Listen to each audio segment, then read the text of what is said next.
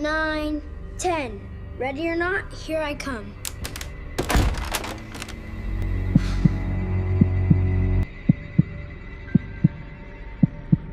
I was 15 when it happened, a Friday night in late September, the kind of night when the air feels sharper, like the world's getting ready for winter. My parents were out with friends, not expected back until late. That meant I had the house to myself. I invited my best friend, Chris, who lived across the street. We always hung out in my basement, movies, games, junk food. But that night, we got bored. Around 9, Chris grinned and said, "Let's play hide and seek." It sounded stupid. We weren't little kids anymore. But after a few minutes of hesitation, I agreed. The house was perfect for it, a 2-story colonial with narrow hallways, a half-finished basement, and an old attic full of forgotten junk, plenty of shadows, plenty of places to disappear. We set the rules. The whole house was fair game, except my parents' master bedroom and the basement. The attic, though, totally fair. Chris counted first. He stood in the pantry, faced to the wall, and started his muffled countdown. 1, 2, 3. I slipped upstairs, my heartbeat echoing in my ears. The linen closet was too obvious. I needed something better. That's when I remembered the small utility closet under the back staircase, the one that smelled like turpentine and old wood. The knob turned easily. Perfect. I slid inside and pulled the door until it almost clicked shut. The darkness was absolute. The air was heavy, the kind of musty stillness that feels alive somehow. I sat down on an old canvas drop cloth, knees to my chest, listening. For a minute, nothing. Then another. No footsteps, no sound at all. And then I heard it, a scraping sound. Not the soft creak of a floorboard, or the shuffle of socks on wood. This was heavier, slow, like nails, or something hard being dragged across plaster. It came from the wall beside me, the one that separated the closet from the kitchen pantry. I froze. The sound moved horizontally along the wall. Scrape. Drag. Pause. Scrape again.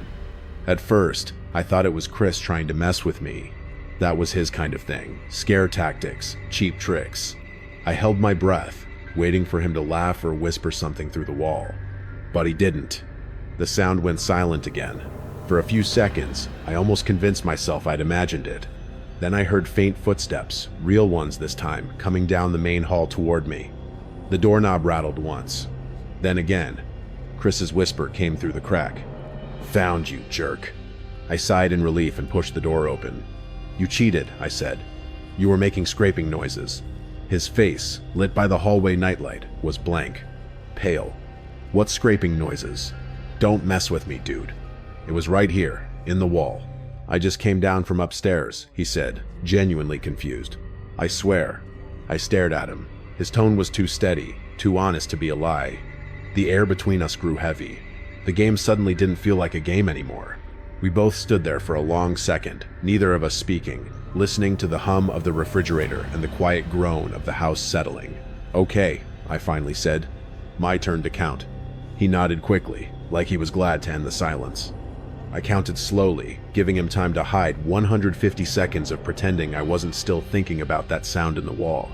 When I started searching, I took my time. The living room was empty. So was the kitchen. I checked the coat closet, the laundry room, even behind the curtains. Nothing. The air upstairs felt colder than usual. I checked my room first under the bed, behind the door, then the guest room, then the bathroom. Nothing. That left only one place. The attic. The pull-down hatch in the upstairs landing was slightly open, the thin rope swaying gently like someone had tugged it a few seconds ago. I reached up, stopped the rope from moving, and whispered, "Chris?" No answer. I tugged the cord, and the wooden ladder creaked as it unfolded. Dust fell into the air. I climbed up just far enough to flick on the attic light. The small triangular space lit up, revealing boxes, old furniture draped in white sheets, and the faint smell of insulation. Empty. My skin prickled. I climbed back down, uneasy. He wasn't in the attic. He wasn't in the hallway. Then came a sound from down the hall, a thump. Heavy. Muffled. From my parents' bedroom. That door was off limits. Always had been. Chris wouldn't break that rule. He'd never even joke about it. I walked slowly toward the closed door. My heart was beating so hard I could feel it in my throat. The brass knob felt cold and slick in my sweaty palm. Then I heard it. Not a thump this time. A wet, ragged gasp, the sound of someone struggling to breathe through water. Then, faintly, a muffled cry. "Chris." I didn't think. I just moved. The door flew open, and I stumbled into complete darkness. My parents' bedroom had blackout curtains, and without any light, it felt like stepping into a void. "Chris," I called out, my voice shaking. The smell hit me first. Not the clean scent of my mom's candles or detergent, but something sour, sweat, metal, and something old. I found the light switch and flicked it on. What I saw will stay with me forever. Chris was on the floor, curled into himself, arms over his head. He was trembling, gasping, whimpering. And standing over him motionless, head tilted toward the window, was a man. He was tall, thin, his hair long and greasy. He wore a dark, oversized jacket, his face pale and expressionless. His arms hung loosely at his sides. He didn't flinch when the light came on. He didn't turn toward me. He just stood there, staring out the window, like we didn't exist. Then I noticed the details, the half-eaten bag of beef jerky on the carpet, the empty water bottle from the nightstand, my parents' emergency snacks. This man hadn't just broken in. He'd been living here for days, maybe weeks. The scraping noise in the walls, the swinging attic cord, the strange sounds we'd brushed off, they all snapped together in a single, horrifying realization. He hadn't been outside the house that night. He had been inside it all along. For a long second, none of us moved. Chris was on the floor, trembling. The man stood above him, motionless, his pale face turned toward the faint light leaking through the blinds. I could hear the sound of my own pulse in my ears, the pounding so loud it almost drowned out everything else. The man didn't speak, didn't move, didn't even breathe audibly. He was just there. I finally forced my voice out. "Who are you?" I said, barely above a whisper. Nothing. He didn't even turn, just kept staring out the window like a mannequin someone had left standing too long in the dark. Then I saw it, the smallest motion. His fingers twitched, slowly, almost curiously. That was enough. "Chris," I whispered, "we need to go." He didn't answer. His face was wet with tears, his body locked in terror. I reached down, grabbed him by his arm, and pulled. He resisted at first, frozen by panic, but when the man made a sound, something between a breath and a whisper, Chris finally moved. It was faint, but I heard it clearly. A low, guttural sound, drawn out into a single, awful syllable. "Shh." I felt my blood turn to ice. It wasn't a command. It wasn't even angry. It sounded gentle, like something a parent might say to a crying child. That's what made it so much worse. "Get up," I hissed, yanking Chris to his feet. He stumbled, his legs shaking, but somehow managed to stand. I didn't take my eyes off the man.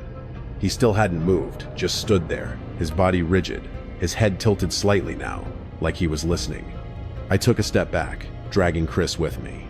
The boards creaked under our feet, and that tiny sound finally made him react. His head turned slowly, mechanically, until his eyes met mine.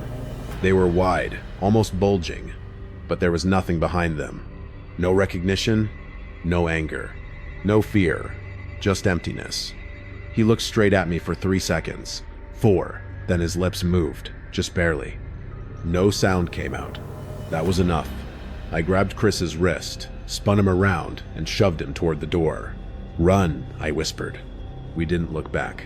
We bolted through the hallway, down the stairs, our socks slipping on the polished wood. Every shadow felt alive. Every sound was him following us. I half expected a hand to grab me from behind at any moment. The house felt smaller, the air thicker, like it was trying to hold us in. We crashed through the front door and out into the night air. The cold hit me like a shock. We sprinted across the yard, our bare feet slapping against the concrete until we reached the street. We didn't stop running until we were crouched behind Chris's parents' minivan across the road. I turned back to my house. Every window was dark, silent. The front door stood half open, swaying slightly in the breeze. Then movement. The door slowly creaked shut, not fast, not loud, just a deliberate, quiet click as the latch caught. He hadn't chased us. He hadn't yelled. He'd just watched us go. The next hour was chaos. Police cars, flashing red and blue lights, questions I couldn't answer. My parents arrived home in a panic. I remember my mom clinging to me, crying, while my dad talked to the officers. The police went inside, guns drawn. They searched every inch of the house, the closets, the attic, even the basement. They found evidence we hadn't imagined. An old blanket balled up in the back of my parents' closet, a half-empty bottle of water, food wrappers, and a small flashlight with dying batteries. But no man. They said he probably escaped through the master bedroom window, which was unlatched. Maybe he was a drifter. Maybe someone who'd been squatting unnoticed for days, living between the walls and crawl spaces of old houses. It happens, apparently. That night, my parents changed every lock, installed an alarm system, motion lights, even cameras. But the house didn't feel safe anymore. It felt violated, like something invisible was still living in the walls, waiting. Chris didn't sleep for 2 nights. When he finally did, he woke up screaming. We didn't talk about it much after that, but every once in a while, I'd catch him glancing toward my house with this faraway look, like he was listening for something only he could hear. 2 days later, I went back into the utility closet, the first place I'd hidden. I don't know why. Maybe I wanted proof that it had all really happened, that I hadn't imagined the sound in the wall that started everything. The closet looked the same: paint cans, drop cloth, that same stale smell of wood and dust. But when I crouched down where I'd sat that night, something caught the light. Scratches. 4 of them. Thin, shallow lines etched into the inside of the door, running vertically, like tally marks. I ran my fingertips over them. They weren't random, they were deliberate. The marks were low knee height, the same height I'd been sitting when I'd hidden there, the same height as someone sitting on the other side of that wall. I remembered the scraping noise, that slow, dragging sound moving through the wall next to me. I remembered how close it had sounded. Too close. It wasn't a pipe. It wasn't the house settling. He had been there. Not in the attic. Not in my parents' room. Right there, on the other side of that thin wall. Listening. Breathing. Maybe even watching through one of the old vent gaps in the paneling. The realization hit me so hard, I stumbled back and slammed the closet door shut. That was the moment I understood. The game of hide and seek hadn't been between me and Chris that night. We weren't the only ones playing. Someone else had been hiding too. Someone who'd already learned every inch of that house, every hollow, every vent, every quiet place to crawl into. When I'd hidden, he'd been only inches away, crouched in the dark, listening to me count my breaths. And when I'd heard that faint, rhythmic scraping, he wasn't trying to scare me. He was marking the wall. Not to pass time, but to let me know without words that he already knew I was there. That night changed everything. My family moved 6 months later, but I never stopped listening to walls. Every creak, every soft tap still makes my stomach tighten, because sometimes, when a house is old enough, it remembers the people who've lived inside it, and sometimes, the people never really leave.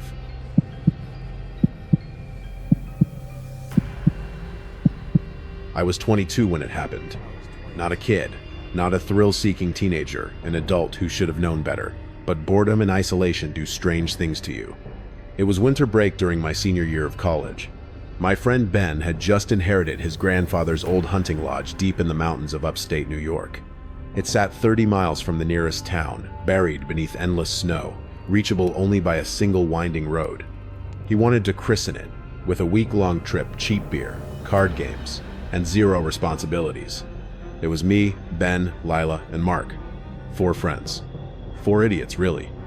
The place wasn't cozy, not like you'd imagine.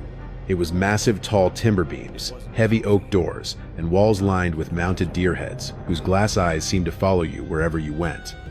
It smelled faintly of oil and dust, the kind of scent that seeps into the wood and never leaves. Outside, a blizzard had buried us. The satellite dish went out. Cell service was dead, and snow pressed thick against the windows like a living thing. The silence was suffocating. By the 3rd night, we'd run out of things to do. The beer was flat, the cards were bent, and none of us wanted to admit that we were getting restless or scared. That's when Ben, ever the instigator, smirked and said, "We should play sardines." Sardines. The reverse of hide and seek. One person hides, Everyone else searches, and whoever finds the hider joins them. The last one to find the group loses. Simple. Stupid. But in a house that big, in total darkness, it suddenly sounded dangerous enough to be fun. Lila immediately shook her head. No way. This place already gives me nightmares. Exactly, Ben said, grinning. No lights, no phones, total blackout. Whoever loses pays for gas on the way back. Mark just shrugged. Fine, but if something jumps out at me, I'm punching it. I hesitated. I could already feel the cold pressing through the walls. Playing hide and seek in a dead man's lodge in the middle of a storm felt like tempting something unseen. But eventually, I agreed. We drew straws. Lila lost. She groaned, grabbed a flashlight to time her 5 minutes, and disappeared upstairs while the rest of us stayed in the mudroom with our eyes closed. When our count reached 120, we spread out. The house swallowed sound. Every step was a whisper on the wooden floors. The air felt thick, like something alive was hiding just beyond sight. Ben disappeared toward the kitchen. Mark went upstairs. I started with the main floor. The lights were off, and only the faint reflection of snow outside lit the hallways. I moved carefully, glancing into doorways, the den, the dining room, a hallway lined with faded portraits. That's when I heard it. A sharp, metallic snap, like a lock springing open. It came from the far end of the hall, near a section of the house we hadn't explored yet. I followed the sound. The hall led to 3 doors, a small bathroom, a pantry, and one large door that Ben had told us was bolted shut. It was an old gun room, he'd said. The key was long lost. Except now, the bolt hung loose. The door was open a crack. I stopped. Every instinct screamed at me to back away, but curiosity got the better of me. I reached out and pushed. The door creaked open, releasing a gust of cold, stale air that smelled like damp concrete and rust. A single bulb hung from the ceiling, unlit. The room was small, unfinished, and in the corner stood a figure. I froze. It was Ben. He was standing perfectly still, facing the wall. Ben? I whispered. He didn't move. I stepped closer, placing a hand on his shoulder. He jerked, violently, spinning toward me with wide, wild eyes. His face was pale, his breathing shallow. "What are you doing?" I hissed. He blinked rapidly, looking past me into the dark. "Did you hear it?" "Hear what?" "The tapping." From behind the wall. I frowned. "What tapping?" He pointed to the concrete wall in front of him. His hand was shaking. "It was right there. I heard something. Tapping. Like fingernails." And then, he hesitated, swallowing hard. Someone whispered my name. I stared at him. "You're joking." He wasn't. And that's when I heard it too. A faint, deliberate scritch. Scritch. Scritch. From behind the wall. It wasn't fast or frantic. It was slow, patient, like someone testing the surface. My breath caught. It wasn't a rat. It wasn't pipes. It was too controlled for that. The sound faded as quickly as it came, leaving behind a silence that seemed thicker than before. "Let's get out of here," I muttered. Ben didn't argue. We stepped back into the hall and shut the heavy door, forcing the bolt back into place. I noticed it now. The metal had been bent. The padlock, once rusted shut, hung twisted and broken. Something had opened that door from the inside. We tried to play it off, searching for Lila like the game was still happening, but the tension was gone. Mark was the first to appear again, standing halfway up the main staircase, staring at his phone. "Mark?" Ben called out. He didn't answer right away. Then, without looking at us, he said, "I can't find her. She's hiding, idiot." He shook his head. "No, I've checked everywhere. I heard you two talking downstairs. I should have heard her too, but I didn't." Ben's face went pale. He glanced at me, then back at Mark. "You think she went outside?" "No," I said, my voice hollow. "She wouldn't. Not in this storm." The 3 of us stood there, staring at each other, and for the first time, I realized how quiet the house had become. The wind had stopped. The hum of the generator had died. Even the ticks and creaks of the old wood were gone. It felt like the entire building was holding its breath. And that's when Ben said, "We should check the cellar." We weren't supposed to.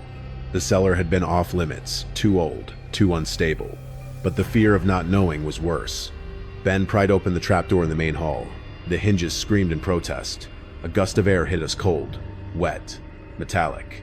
"Lila!" he shouted down. His voice echoed back, small and distorted. Then came a sound, a dragging noise. Wet, heavy, like something soaked through, being pulled slowly across the floor. Then, clink, clink, clink. The rhythmic sound of metal gently swinging against concrete. Lila was terrified of confined spaces. She would never hide there. We stood frozen at the edge of the opening, staring into the black void below. The dragging stopped, and then came a single, hollow thump from the bottom of the stairs. We didn't say a word. We slammed the trapdoor shut, but when Ben reached for the old padlock that should have been there, the one that always stayed latched, it was gone. That was the moment I realized something terrible. We weren't the ones playing anymore. We were the sardines now, and something else was looking for us. The three of us just stood there, over the trapdoor, listening. Another thump shook the wood beneath our feet. Then a second. Then a third, harder this time, followed by the unmistakable creak of splintering wood. Ben's voice was barely a whisper. "Upstairs, now." We didn't argue. We ran. The sound of cracking boards followed us as we bolted up the main staircase. My lungs burned, every step echoing through the hollow house. When we reached the landing, Mark froze. He was staring down the hallway, arm trembling as he pointed. At first, I didn't see what he was looking at. Then I did. The attic hatch. It was open. The pull-down ladder hung fully extended, and at the bottom of it, kneeling in the hall, was something. It wasn't a person, not anymore. It was small, hunched over, draped in wet, filthy clothes that clung to it like a second skin. Its shoulders shook slightly, like it was breathing, but the sound wasn't human. It was slow, wet, and hollow. The smell hid next rot, mold, and something metallic, like rusted blood. None of us moved. The thing just knelt there, rocking gently. And then, it lifted one arm. Between two fingers, pale and bone white, dangled a small, rusty key. The key to the cellar. Ben made a small sound, a choked inhale. The figure turned its head toward us, and even though there were no eyes, no features, I felt it staring. Then came the whisper. Sardines. That single, distorted word snapped us out of paralysis. Mark screamed and ran for one of the bedrooms. Ben grabbed my sleeve and pulled me the opposite way. "The study," he yelled. "It locks from the inside." We sprinted down the hallway, past the peeling wallpaper, past the open door where Mark had vanished. The thing behind us didn't chase. It didn't need to. Its slow, wet footsteps followed, deliberate and unhurried, like it knew we had nowhere to go. Ben slammed the study door shut behind us and threw the brass bolt. It clanged into place with a heavy, final sound. The room was cold and lined with tall bookshelves. Dust hung in the air. For a second, the silence felt almost merciful. Ben pressed his back against the door, breathing hard. What the hell was that? I didn't answer. My eyes were scanning the room for a weapon, an exit, anything. That's when I noticed it. One of the bookshelves looked off. The bottom shelf was shallower, almost like it wasn't real. "Help me with this," I said. Ben blinked. "What?" "The shelf. It's a door." And we pulled together. The wood groaned, hinges squealing after decades of disuse. A rush of stale air hit us as the shelf swung inward, revealing a narrow black cavity. It wasn't a room. It was more like a hollow, a crawl space, or maybe an old inspection shaft. "Sardines," Ben muttered bitterly. "Get in," I said. We squeezed inside, pressing our bodies against the cold plaster walls. I reached back and pulled the door closed behind us just as something touched the study door outside. There was a faint, testing tap, then another. The thing was in the hallway. Ben's breathing was ragged. I put my hand over his mouth. We both listened. The bolt slid back with a long, drawn-out screech. The door creaked open. That slow, wet sloshing filled the room, the sound of fabric dragging across hardwood. There was a steady drip, drip, drip, as water pooled on the floor. It was inside. I could hear it move, hear the weight of it shift as it explored the room. Then it stopped, right in front of the bookshelf. The wood pressed faintly against my chest, flexing under the pressure of something touching it from the other side. A cold wave of dread rolled through me. The pressure stayed there, a soft, deliberate push, as if it was feeling for the hollow. Then it stopped. The sloshing started again, slow and methodical, moving to the far corner of the study. That rhythmic clink, clink, clink started up, the sound we'd heard in the cellar, like it was idly swinging the key. And then, from that impossible mouth, came a whisper. "The loser buys the gas." It said it perfectly, in Ben's own voice. Ben's entire body tensed beside me. He wanted to scream, but I squeezed his arm hard. The creature lingered for a few moments longer. Then it left. The sloshing faded, replaced by the faint creak of stairs. We waited. Minutes, maybe hours. Time didn't mean anything in that darkness. Finally, Ben nodded, and we pushed the shelf open just enough to slip out. The study was empty. The air smelled like mildew and cold rain. We didn't think. We just ran. Ben grabbed a brass lamp from the desk and hurled it through the nearest window. The glass shattered, spraying snow and freezing air into the room. We climbed out, hands bleeding from the shards, and dropped into the snow. We didn't stop until we reached the truck parked near the shed. Ben's hands shook as he jammed the keys into the ignition. The engine sputtered to life, headlights cutting through the white fog. We drove. No seatbelts, no talking. Just raw animal terror propelling us through the dark. By the time we reached town, it was dawn. We called the police, still shaking, still trying to make sense of it. They searched the lodge from top to bottom. No sign of forced entry, no tracks in the snow. The cellar door was shut tight. The lock, the one that had been missing, was back in place, rusted but unbroken. They did find Mark, though, locked in a bedroom closet, alive but catatonic, staring at nothing. He's never talked about what he saw. Not once. And Lila. They found her the next morning, half buried in the snow about 50 yards behind the lodge. She wasn't wearing a coat. Her eyes were open, frozen in terror. Clutched in her stiff hand was a single brass key, the one to the boiler room, the one place we'd excluded from the game. The police called it hypothermia. They said she must have panicked and run out into the cold. But I know better. Lila never got to her hiding spot. She found something first. Something that had already been there, waiting. Something that used our game, our rules against us. And in that house, it won. Every winter since, when the snow falls thick against my windows, I still hear it sometimes. A faint tapping from inside the walls. A soft, deliberate whisper carried through the cold air. "Sardines." Then, quieter, almost kind. "The loser buys the gas."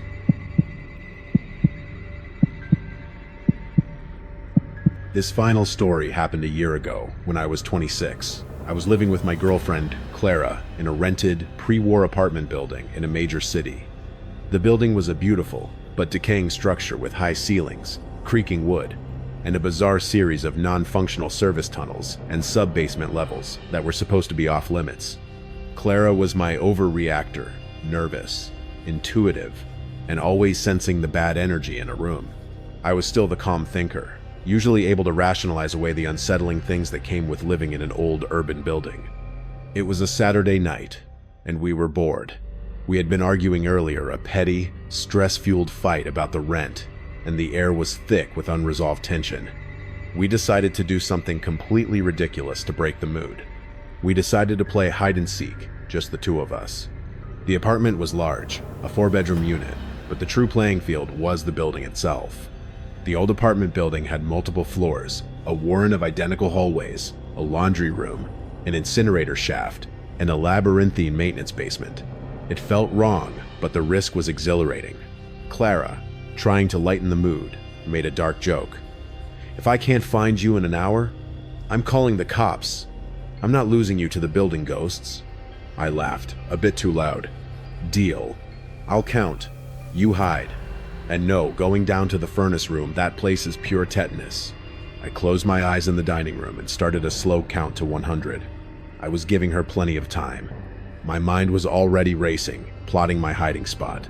The janitor's closet on the 3rd floor? Too small. The unused dumbwaiter shaft? Too dangerous. 86, 87. I finished the count and opened my eyes. The apartment was quiet. The silence of an apartment building is different than the silence of a house. It's full of muffled sounds. The distant elevator whine, a neighbor's television, the constant low hum of the city's electrical grid vibrating through the floor. I started my search methodically, clearing our apartment first. I was looking under the bed when I heard something that was not a muffled city sound. It was a small, high-pitched whimper. It came from the hallway outside our apartment door. I froze. Clara wouldn't hide that close. She was too dramatic to pick an obvious spot, and it didn't sound like a game. It sounded genuinely distressed. I crept to the door and pressed my ear to the wood. The whimper came again, followed by a sound that made my blood run cold. The low, desperate rattle of our apartment doorknob. Someone was trying to get in. I backed away quickly and grabbed the heavy wooden broom handle from the kitchen. "Who is it?" I whispered, my voice thick with adrenaline. Silence. Then, the sound of movement. Not the careful steps of a neighbor, but a hurried, awkward, scuttling sound that moved away from our door, down the main hall, toward the fire escape. I waited a minute, then slowly pulled the door open, peering out. The hallway was empty. The lights were humming. There was no one. I knew it wasn't Clara. That whimper was too raw, too high-pitched, like a frightened animal. I decided to start seeking. The adrenaline was now a cold, metallic taste in my mouth. I checked the fire escape stairs. Empty. I went down to the second floor and checked the hallway there. Nothing. I was walking past the laundry room when I noticed the door to the unused service stairs was slightly ajar. The service stairs were steep, rarely used, and supposedly led to the sub-basement levels the landlord strictly forbade us from using. I pushed the door open. The air was thick with dust and cold. "Clara?" I called down the dark stairwell. A breathy shush echoed back. It was Clara. I recognized her voice, but it was strained and muffled. I descended the stairs, taking them slowly. I found her huddled against the wall on the landing between the second and first floors. Her eyes were wide, and she was crying silently, her whole body shaking. She was no longer playing. "What happened? Why were you rattling the door?" I asked, kneeling beside her. "I wasn't rattling the door," she whispered, burying her face in my shoulder. "I was trying to get back in. I saw something." I held her tightly, trying to project a calm I didn't feel. "What did you see, Clara? Tell me." She finally pulled back, her face pale. "I decided to hide in the old mail chute room on the first floor. It's tiny. I thought it was perfect." The mail chute room was a closet-sized space on the main floor, where the old-style mail chute ended. It was a classic hiding spot in an old building. "I was waiting, and I heard the door open," she continued, her voice trembling. "But I didn't hear you come in. I heard breathing, really heavy breathing, right outside the mail slot. Then I heard a sound like wet fabric dragging on the floor. I thought it was you, trying to cheat, making a weird noise." "It wasn't me," I said, remembering the whimper and the scuttling sound. "I know," she whispered, her eyes huge. "Because then, the breathing got really close to the slot, and I heard a noise. It was a slow, sickening suck sound. And then, I heard a voice. But it wasn't a voice. It was an echo." She paused, taking a ragged breath. "It was my voice, but it wasn't me speaking. It was just repeating the last thing I said, but distorted, deep, like it was coming from inside a concrete pipe. I had just whispered to myself, 'This is too tight,' and the echo came back from outside the door, drawn out and wet. Too tight." She had panicked and run, not back toward the elevators, but down the service stairs, where she thought she would be safe. My calmness evaporated. This was not a burglar. This was not a vagrant. This was a violation of the laws of physics and sanity. A voice repeating her own words, right outside her hiding place, and the wet dragging sound. "We need to go. We're going to get out of the building and call the police," I said, my decision firm. I helped her stand up. We were on the main floor landing of the service stairs. We just needed to walk a few feet to the main lobby doors. We took 2 steps, and we both stopped dead. The main lobby was a massive, empty space with a huge, echoing rotunda. The air conditioning had just kicked on, and a low whoosh filled the room. But under the rush of air, we heard it. An absolute, deep thump. It came from the far wall of the lobby, the wall that housed the old, unused incinerator shaft. And then, the echo. It wasn't my voice or Clara's. It was the low, electric whoosh of the AC, but distorted, stretched out, coming from the empty lobby. Whoosh. The building seemed to sigh. The incinerator shaft door, a heavy, rusted slab of metal, began to rattle. Not violently, but a rhythmic, deliberate T-I-N-K, T-I-N-K, T-I-N-K that seemed to be counting. I backed up slowly, pulling Clara with me. I didn't look at the door. I looked for the nearest exit, the elevator bay. We moved toward it, and as we did, the T-I-N-K, T-I-N-K, T-I-N-K stopped. The echo came again. This time, it wasn't the AC. It was a sound I had made moments ago. Police. The creature was repeating my thought, or maybe a sound I had made a moment ago that I hadn't realized. It was an auditory scavenger. I hit the call button for the elevator. Nothing. The light remained dark. "The main door!" Clara sobbed. We turned and sprinted for the main glass doors. I hit the panic bar and shoved with all my weight. The heavy door didn't budge. The magnetic lock was engaged. We were trapped. I looked back at the incinerator shaft door. The metallic slab was now slightly ajar, a gap of pure blackness.